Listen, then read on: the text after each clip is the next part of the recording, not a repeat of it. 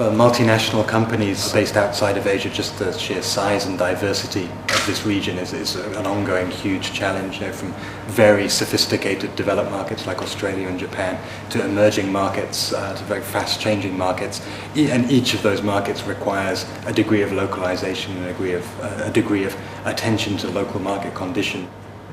The misconception is 1.3 billion customers. And yes, there are 1.3 billion people, but not necessarily buying your shoes, right? And you have to target on the specific customer you're really targeted on.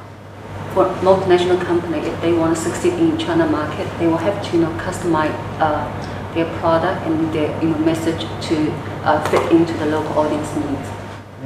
So I think a challenge for many multinational companies in Japan and throughout the region now is,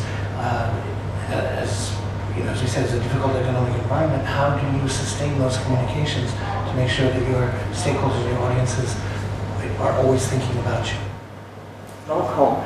You have to be local. The message has to be localized, and the message has to be related with local information, related with local market, and be able to pick up by journalists and by the media.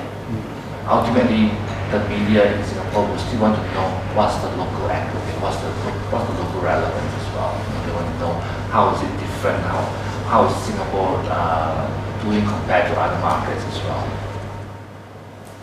So in Hong Kong, we have close to 200 media, and out of that 200 media, half of them are regional and international media, and half of them are local media. So the challenge of our client would be how to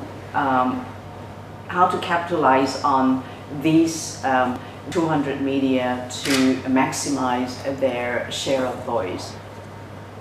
Previously, we had to look to Europe or to the US for our best practice, but now in Asia, we're actually leading what's happening on the internet, and there's a very exciting dynamic here and a very young, tech-savvy population, and it's not really new media anymore, it's just media.